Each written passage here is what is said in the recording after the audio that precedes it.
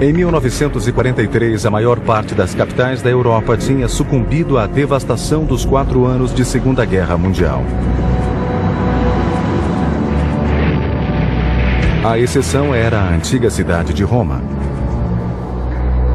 Era o berço da cristandade, guardiã de tesouros culturais e arquitetônicos apreciados o bastante para manter à distância a fúria da guerra.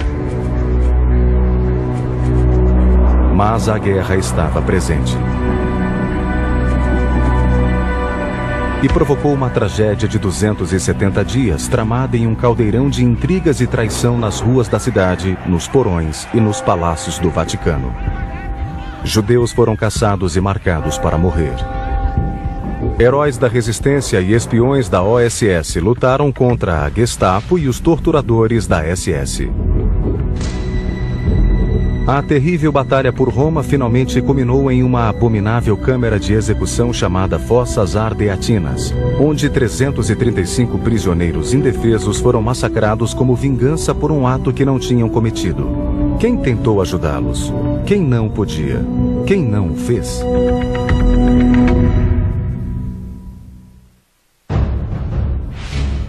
A terrível batalha por Roma.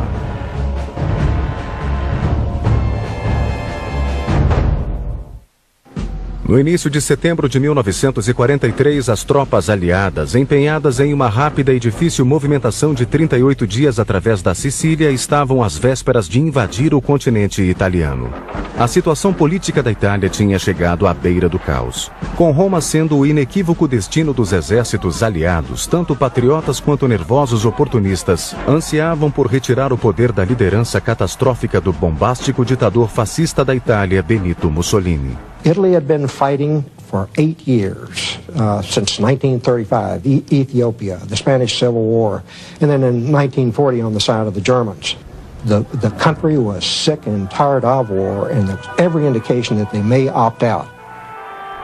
E acabaram. No dia 25 de julho, um golpe palaciano derrubou 20 anos de governo fascista com a prisão de Mussolini.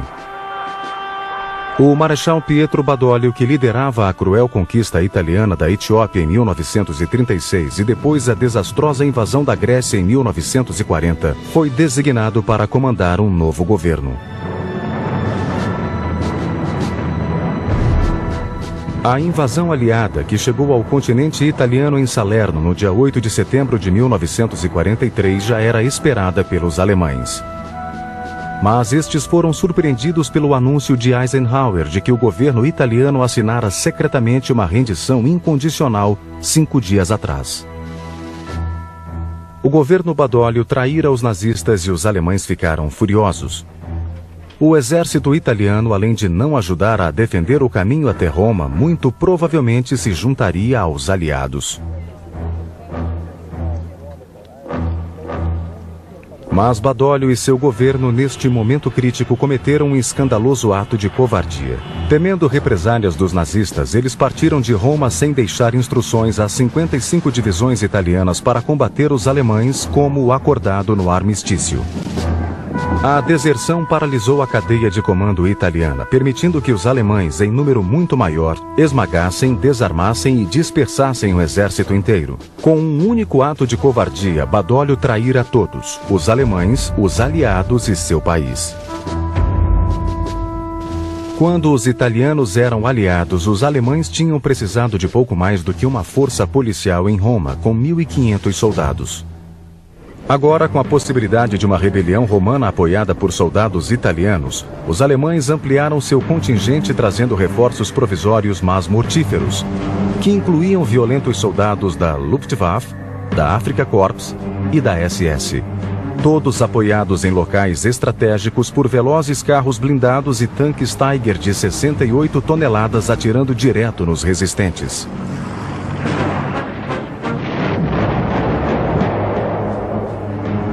A resistência foi rapidamente subjugada e os alemães tomaram Roma com mão de ferro. 414 soldados italianos, 183 civis, incluindo 27 mulheres, morreram defendendo a cidade. Os britânicos tinham desembarcado com facilidade no continente italiano pelo sul em 8 de setembro, mas os americanos chegaram à terra firme em um ponto muito mais difícil.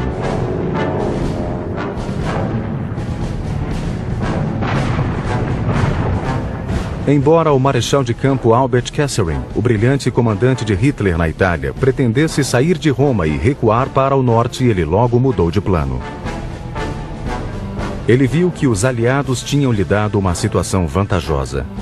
Eles tinham escolhido entrar na Itália pelo sul, desembarcando nas praias de Salerno, abaixo de Nápoles, em vez de entrar acima de Roma para detê-lo e proteger a capital. A Itália era cortada por algumas das mais imponentes montanhas da Europa e por dezenas de rios velozes que forneciam uma sequência interminável de barreiras naturais sobre as quais construíam linhas de defesa. Sem estradas boas de acesso aos penhascos, as linhas de defesa de Kesselring podiam vigiar passo a passo os avanços dos aliados em direção a Roma. What the Germans begin to do is to build north of the Volturno River a series of positions which collectively are known as the Winter Wall. Italy is granite and marble. It is not dirt in most cases. And you find real engineer units with air drills, with heavy equipment, and with a tremendous amount of blasting done that are building caves and defenses and battle positions that literally interlock from one end of Italy to the other. Os aliados tomaram Nápoles menos de um mês depois do desembarque.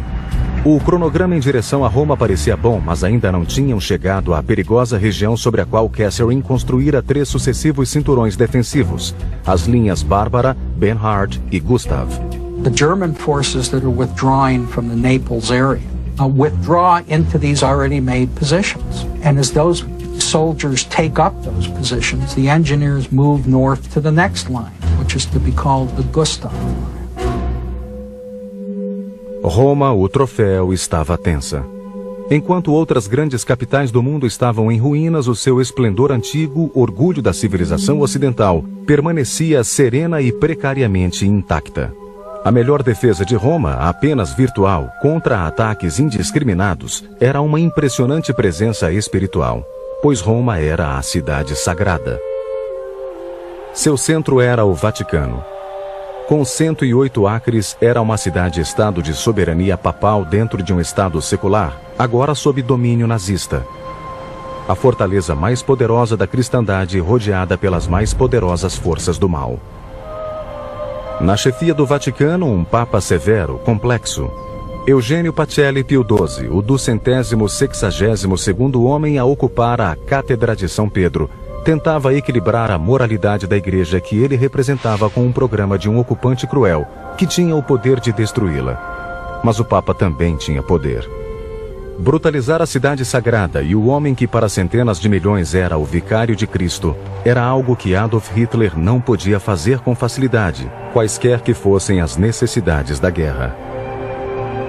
Os alemães e o Vaticano se relacionavam com cautela, cada qual com seus séquitos de diplomatas, cada qual com seus planos ocultos. Tudo estava sob a sombra de um exército cruel com suas forças da Gestapo e da SS, e de um louco em Berlim. A máquina de guerra alemã ressoando em Roma atraíra bombardeios aliados desde o dia 19 de julho, mas nada comparado à total destruição que desabara sobre outras capitais europeias. A Basílica de São Pedro, o Panteão, o Coliseu e séculos de tesouros arquitetônicos permaneciam inviolados. Agora que os italianos não eram mais aliados, os alemães estavam livres para aplicar as horrendas prioridades do Terceiro Reich em Roma, como tinham feito em outros lugares. Por que Roma seria diferente da Polônia? Não havia tantos judeus no gueto aqui, mas mesmo assim todos deviam seguir para seu destino comum em Auschwitz. Em meados de setembro de 1943, o marechal de campo Catherine fazia os aliados sangrarem contra sucessivas linhas de defesa, recuando lentamente em direção à mais equipada de todas, a fortificação Gustav. Desafiava-se o sonho dos aliados de que os alemães saíssem de Roma rapidamente. O número de mortos aumentava e para o general do 5º Exército, de pouco adiantavam as táticas de atacar pelos flancos ou fazer pleno uso de seus aliados. Mark Clark was one of the most unpopular generals of World War II. He was a brilliant staff officer. He was ruthless in eliminating incompetent officers, but he was also arrogant. Rarely ever took any advice, rarely ever asked for it, and he just overrode subordinates. Clark irritara-se com o fato da campanha da Itália estar sob o comando do general britânico Harold Alexander, que ele considerava um homem decidido a usurpar o crédito e a glória dos americanos. Como se desvanecia a esperança de uma rápida conquista aliada de Roma, os alemães puderam controlar a população subjugada com um punhado de forças de ocupação. Mas para limpar, como diziam, Roma de seus judeus, eles importaram alguns de seus melhores especialistas. O Punho de Ferro de Berlim chegou a Roma na pessoa do major da SS Herbert Kappler, de 36 anos, recém-promovido a tenente-coronel. Ele gostava de rosas, de vasos etruscos e de cachorros.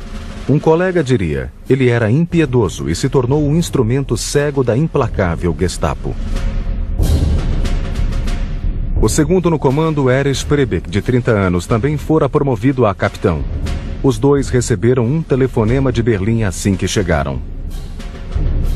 Era o Reichsführer, Heinrich Himmler, que queria a prisão e a deportação dos judeus de Roma. Uma mensagem de rádio confirmou mais tarde uma solução final para a questão judaica nos territórios italianos recém-ocupados. A comunidade judaica de Roma orgulhava-se por durante séculos não ter sofrido muita perseguição. Era a comunidade judaica mais estável no mundo ocidental e vivia ao longo do Tibre há 2000 anos. Sentia-se aliviada pelo que considerava ter sido uma ocupação calma. Even though they had some indication of what was happening in the rest of Europe to Jewish communities that were being destroyed, they felt that they had the protection of the Pope. Com 66 anos de idade, Pio XII era devoto, solitário, reservado, guiado pela religiosidade e pela espiritualidade. Ninguém amava Roma e o que ela significava para a Igreja Católica mais do que ele. O Vaticano estava cercado por tropas alemãs e a existência da Igreja em Roma sujeita ao capricho de Hitler. O Papa queria ser visto como neutro pelos dois lados. Ele se mantivera neutro, apesar da inquietante evidência do massacre dos judeus da Europa. Mas o que ele faria se tal massacre acontecesse ali, à sua porta? No dia 26 de setembro, o líder da Gestapo, Kappler, convocou a liderança dos judeus e anunciou uma ordem chocante. Em 36 horas vocês terão de pagar 50 quilos de ouro. Se pagarem, nenhum mal lhes acontecerá. Em qualquer outra hipótese, 200 de vocês serão deportados para a Alemanha, de onde serão enviados para a fronteira russa ou tornados inócuos de outra maneira. Kappler, nel momento in cui chiede l'oro agli ebrei di Roma, in realtà è perfettamente al corrente che c'è in ballo l'idea della retata, perché la richiesta dell'oro avviene alla fine di settembre e lui ha sempre detto che questa richiesta dell'oro è un'azione dilatoria fatta apposta da me stesso, una mia invenzione per poter rimandare o comunque cercare di evitare i rastrellamenti. Os judeus entregaram anéis de casamento, heranças familiares e obturações de dentes para completar o tributo. Kappler enviou o container para o gabinete do chefe do sistema de segurança do Reich, general Ernst Kaltenbrunner, em Berlim. Sem se impressionar, ele telegrafou: prossiga com a evacuação dos judeus sem mais demora. O ouro foi encontrado em seu gabinete após a guerra. O container nunca fora aberto. A parte mais bizarra dos eventos que se precipitaram foi o modo como os diplomatas nazistas em Roma vigorosamente conspiraram contra as atrocidades que se aproximavam.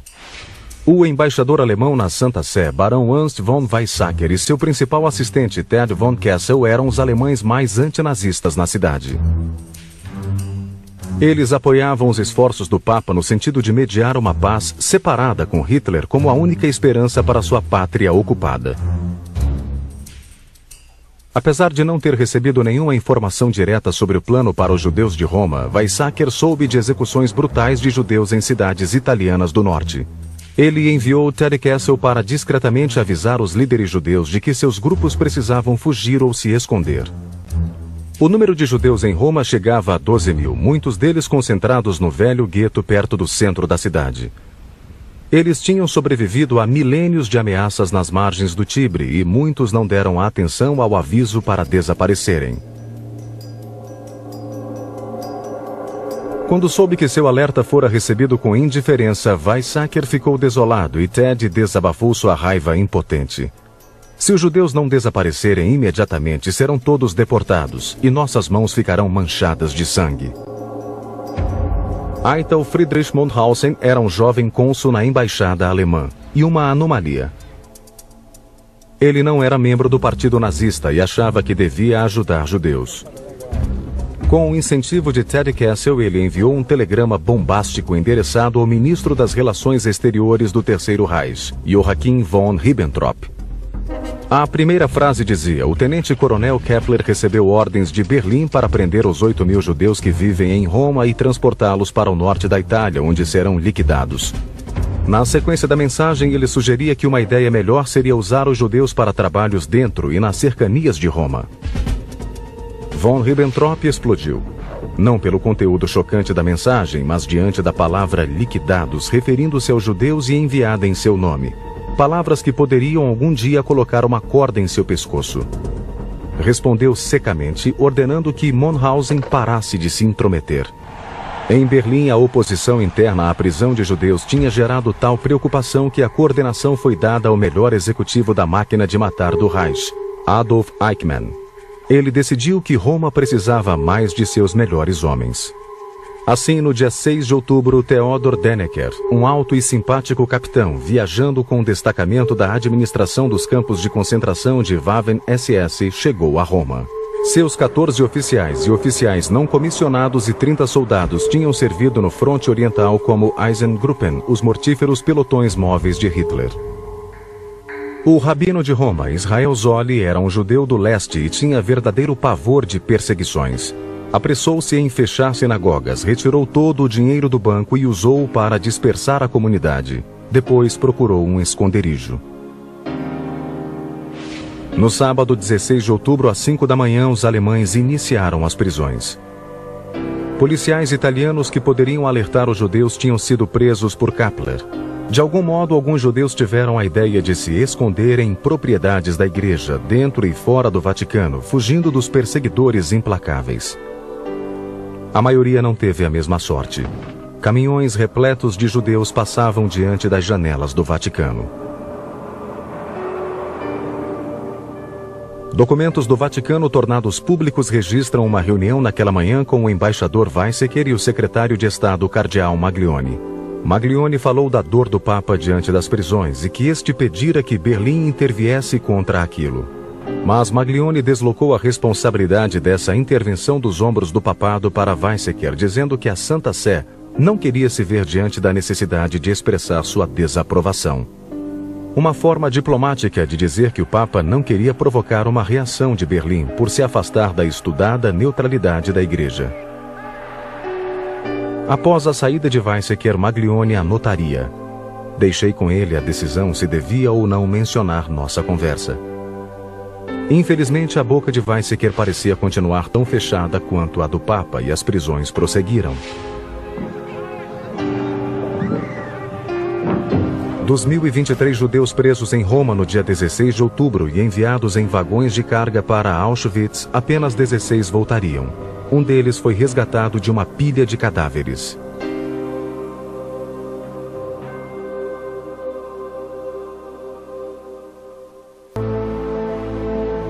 Em dezembro de 1943, o avanço dos aliados estava paralisado a 125 quilômetros ao sul de Roma, na linha Gustave fixada sobre o imponente Monte Cassino. Tendo à frente rios velozes como o Rápido e o Garigliano e seus pântanos, a montanha seria mortalmente difícil, ainda que apenas para se escalar, quanto mais para tomá-la carregando todo o equipamento bélico e sob o fogo de armas 88mm. A posição alemã ocupava o vale do rio Liri e a Rota 6, a única estrada acessível para Roma. Ironicamente, além de seu óbvio simbolismo como uma capital do eixo, Roma valia pouco militarmente em uma campanha que servia como pouco mais do que um fronte secundário arranjado para tranquilizar os russos. The Italian campaign had no strategic objective.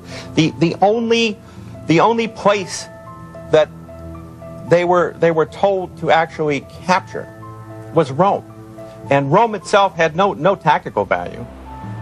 Mas a situação pantanosa perto da capital já se configurava um fracasso simbólico na campanha da Itália. As early as November of 1943, the Allies were already considering what other means they might be able to take in order to break this growing stalemate. Anzio, as a possible target, began to crop into their thinking. Uma operação anfíbia, a Operação Shingle, parecia perfeita no papel. A 6ª Corporação, 2 divisões aliadas, desembarcaria em Anzio, 56 quilômetros a sudeste de Roma e 128 quilômetros ao norte do 10º Exército Alemão que defendia a linha Gustave. Com seu exército do sul preso por ter seu caminho para Roma cortado, Catherine teria de se retirar. Sem nenhuma área defensiva anterior, Roma, a cidade eterna, cairia. O agente da Divisão de Serviços Estratégicos, Peter Tompkins, um americano que já vivera na Itália, foi selecionado para uma missão atrás das linhas, a fim de obter informações e ver se a resistência podia preparar uma revolta coordenada com o ataque de Anzio para acelerar a retirada alemã. General Donovan, head of the OSS, agreed that they would send an OSS officer into Rome to make a deal with the military junta of the Committee of National Liberation. So I landed behind the lines and went into Rome.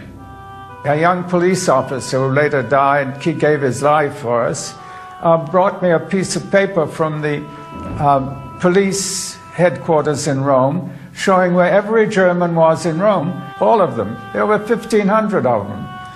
And there were about 6,000 armed partisans. We could have taken the city.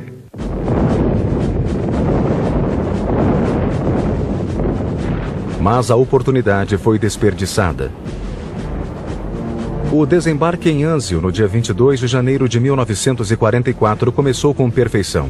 50.000 soldados americanos e britânicos e 5.000 veículos chegaram à praia, apoiados por bombardeios de navios de guerra e por uma maciça cobertura aérea. Os poucos alemães na defesa foram surpreendidos e se renderam. O plano precisava de um rápido avanço nos montes albanos para cortar a crucial estrada para Roma. Uma patrulha aliada de jipes se viu correndo naquela estrada com as pontes do rio Tibre à vista, sem ver um único alemão. O caminho para Roma estava completamente aberto e não foi ocupado. In his memoirs, Field Marshal Alexander puts the blame on General Lucas, who commanded Sixth Corps. He said if he'd had been more adventurous, he would have done what he was supposed to do, which is push up on the Alban Hills with his armored division, and that would have done it. But he didn't move.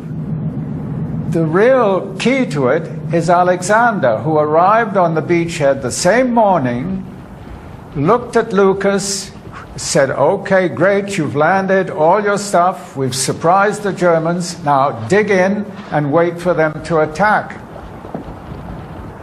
The minute nobody moved from the beachhead, Hitler gave Kesselring orders, throw them back into the sea, I will send you troops from France, from the Balkans, from Germany, and they started to pour in. We thought we would scare Kesselring.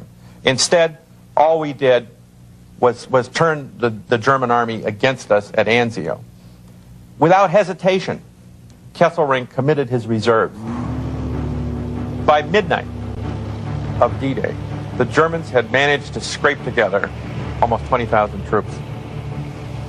Initially, Kesselring threw them into blocking positions so that there would be no way out on the obvious approaches to Rome. Within a matter of a couple of weeks, the Germans had 100,000 men defending the Anzio beachhead. It was no longer possible to break out of the beachhead because the Germans were massing all around it.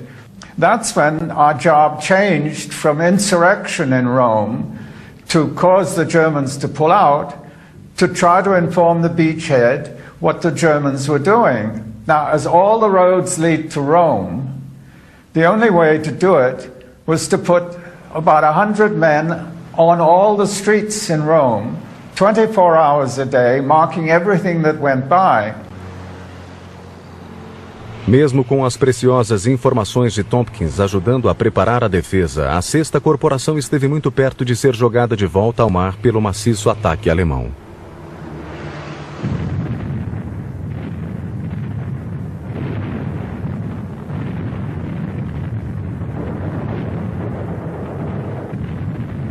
Na manhã do dia 17, 4 exaustos batalhões americanos se viram diante do equivalente a 6 divisões alemãs na terrível proporção de 15-1. Um ataque nazista cortaria a cabeça de ponte em 2 e estaria tudo perdido. Mas no entardecer no dia 18, o 5º dia do ataque, os americanos responderam ao último dos poderosos esforços alemães. Custou cerca de 3.500 soldados americanos mortos. Os alemães perderam em torno de 5.500.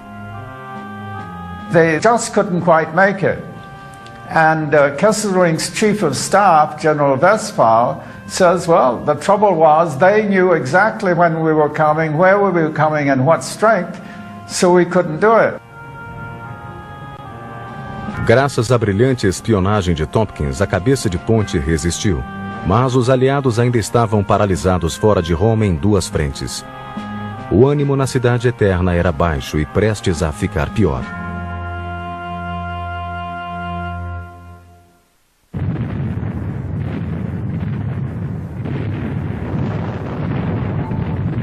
Quando os partisãs italianos em Roma ouviram o ruído de artilharia vindo de Anzio no fim de janeiro, perceberam o resgate que se aproximava e abandonaram a disciplina e os procedimentos de segurança para fazer ataques audaciosos, como a explosão de um caminhão alemão de combustível com granadas em plena luz do dia. A Gestapo e a SS lançaram sobre os partisãs repentinamente expostos, destruindo seus esconderijos e arrastando prisioneiros para câmaras de tortura na temível prisão Regina Coeli e na prisão da Gestapo na Via Tasso. La paura c'era. Però poi, insomma, non era poi così. Io non ricordo di aver vissuto con tanto terrore, ecco. Questo non lo ricordo sempre come un periodo molto vivo, molto forte, però la paura sì c'era indubbiamente, però forse poi ci si abitua un po' a tutto.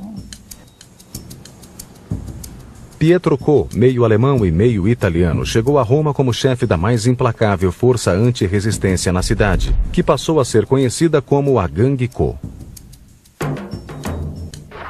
Junto com os chefes da Gestapo, Kepler e Bibke, ele prendeu e torturou muitos líderes da resistência. E dice che Kepler era molto impulsivo, un tipo che si perdeva facilmente la pazienza, mentre Bibke era molto freddo, molto controllato.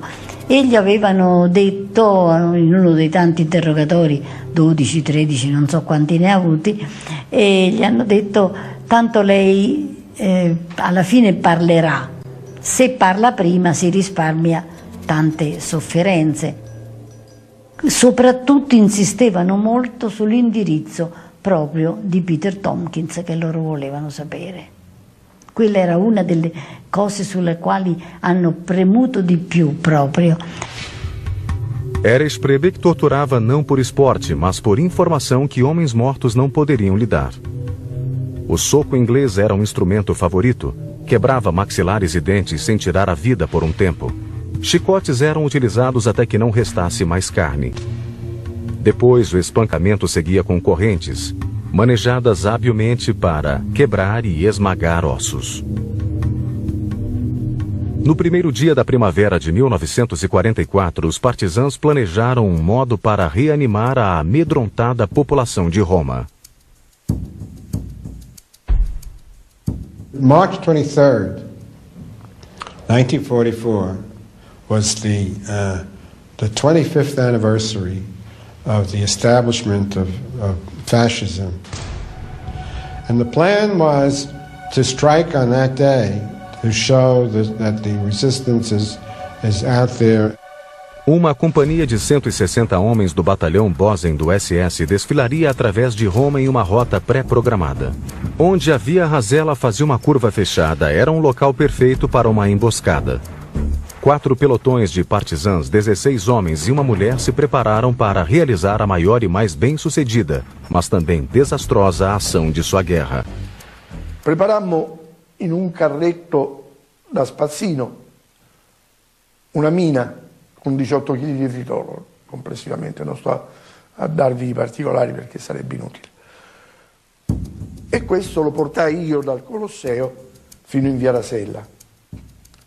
Poi su Via del Boccaccio c'erano altri 4 compagni, i quali avevano come arma d'attacco delle bombe da mortaio Brixia, che era il mortaio d'assalto dell'esercito italiano, modificate a bombe a mano.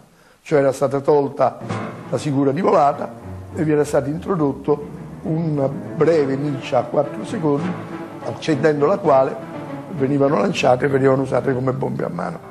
52 io accesi la miccia della mina che stava nel carrettino alle 15:52 del 23 marzo.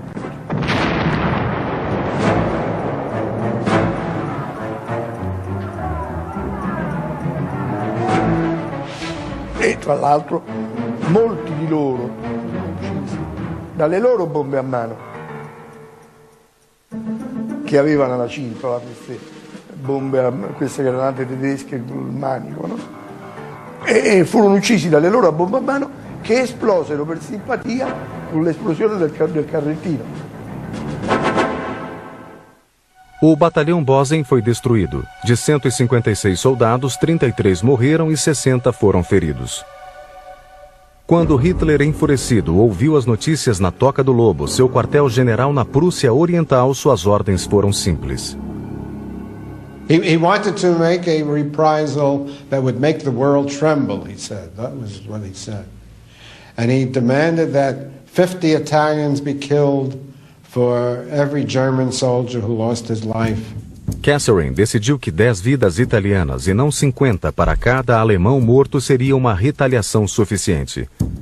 Mas isso não diminuiu a consternação dos diplomatas alemães em Roma e um deles resolveu agir. Eugen Dollmann tinha 2 funções em Roma.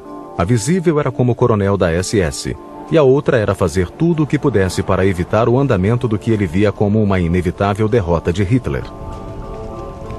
Desanimado com os relatos da fúria de Hitler, Dollmann correu a avisar padre Pancrazio, o contato pessoal do Papa com a ocupação, do que estava por vir.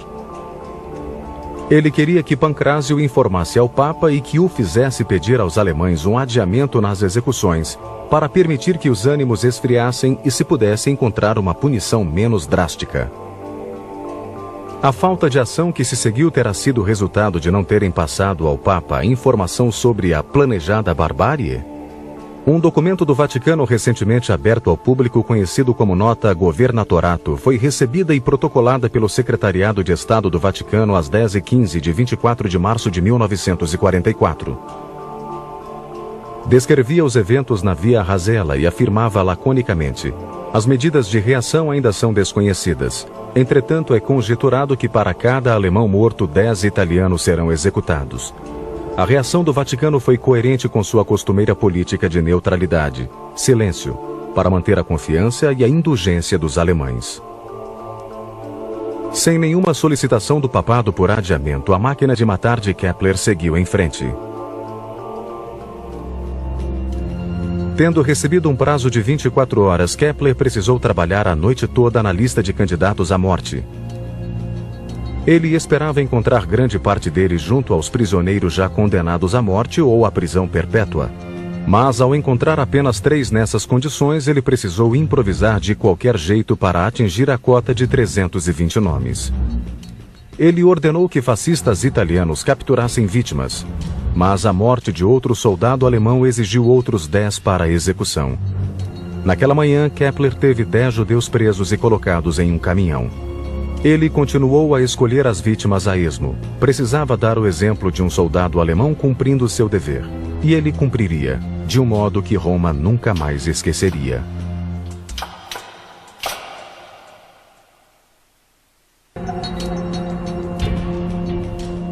Herbert Kepler, coronel da SS, fazia sua lista de morte escolhendo ao acaso pessoas detidas ou em vias de serem libertadas, até que foi obrigado a selecionar lojistas, soldados italianos, policiais, judeus, professores, estudantes, arquitetos, padres, idosos e adolescentes. Kepler fez cálculos horríveis. Ele tinha 74 homens sob seu comando. Portanto, o número de executores era menor na proporção de 5 para 1 em relação aos condenados. Ele descreveria seu plano com orgulho. Calculei o número de minutos necessários para a morte de cada um dos 320. Eu tinha as armas e a munição computadas. Dividi meus homens em pequenos pelotões que funcionariam alternadamente. Ordenei que cada homem disparasse apenas uma bala. Especifiquei que o projétil devia entrar no cérebro da vítima pelo cerebelo a fim de não desperdiçar balas. Naquela tarde, os italianos condenados foram colocados em caminhões e levados como gado para fossas abandonadas em uma área onde cristãos haviam sido condenados ao martírio. As execuções seriam totalmente impiedosas. As fossas ardeatinas eram uma perfeita câmara da morte, eliminando problemas de testemunhas e de ocultação dos corpos. Formavam um abafado labirinto de galerias com 3 metros de largura, 4,5 metros de altura e 90 metros de comprimento. Seria simples para os engenheiros da Wehrmacht selar as entradas com explosivos depois.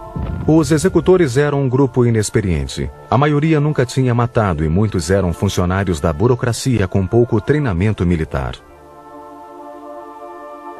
Kepler mandou caixas de conhaque para as fossas para acalmar os executores amadores. Mas em vez de acalmá-los, a forte bebida deflagrou uma terrível orgia de matança. Os condenados foram amarrados e levados em grupos de 5 à luz de tochas para os fundos das fossas, cada grupo acompanhado por 5 homens de Kepler. Em uma intersecção, o assistente de Kepler, Priebeck, riscava da lista de seu mestre o nome que cada um lhe anunciava.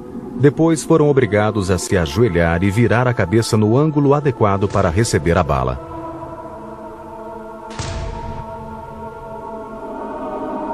Das 2 da tarde até as 8 da noite, os prisioneiros foram sistematicamente aniquilados. A chacina tornou-se cada vez mais medonha e caótica na medida em que os embriagados executores foram sendo tomados pela exaustão e pelo horror.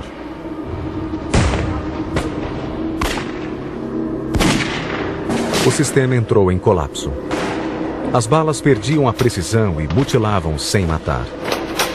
Para não perderem tempo removendo cadáveres, faziam com que as novas vítimas ficassem sobre os corpos caídos. E quando o último tiro foi dado, enormes pilhas de mortos haviam se formado.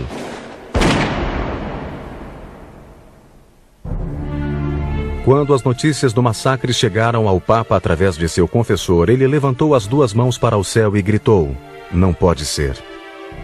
Sua última esperança de que os alemães fossem civilizados demais para levar a cabo sua ameaça havia morrido nas fossas ardeatinas.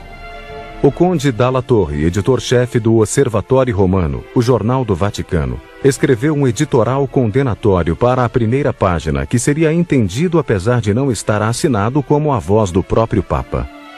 Mas a peça publicada, revisada pelo Papa, reduzia um protesto vibrante a uma censura geral a uma violência trágica. O medo era que uma situação já grave piorasse. So, according to the Vatican paper, the victims were the Germans, the culprits were the partisans, and the people massacred were sacrificed. Às 23 horas do dia 11 de maio, os aliados deflagraram a Operação Diadema, no fronte do Monte Cassino, lançando força maciça em um ataque destruidor que finalmente cruzou os rios Rápido e Garigliano e penetrou no Vale Liri, há tanto tempo bloqueado. No dia 23 de maio, a 6ª Corporação, com um pesado reforço, acionou a Operação Búfalo, a metade norte do movimento convergente, irrompendo da cabeça de ponte em Anzio. O general Clark recebeu ordens para sair de Anzio e ir para o leste para pegar os alemães que se retiravam para o sul. Em vez disso, ele acelerou os principais quadros de seu exército em direção a Roma, para impedir que os britânicos chegassem lá primeiro e roubassem sua glória. Um historiador classificaria esse movimento como militarmente tão estúpido quanto insubordinado. Como Clark fez apenas uma fraca investida no sentido de liquidá-los, os nazistas se retiraram facilmente da cidade, rumo ao norte. Em vez de ser destruído em uma armadilha mortal, Catherine ficou livre para formar mais linhas de defesa acima de Roma e lutar até o fim da guerra. Clark tinha sua Roma, seu sonho de ser o primeiro a entrar, suas manchetes, sua glória e uma cidade ainda intacta. Os partisãos de Tompkins tinham protegido a infraestrutura e os monumentos da cidade contra sabotagens. June 4th, we delivered the city to them absolutely intact.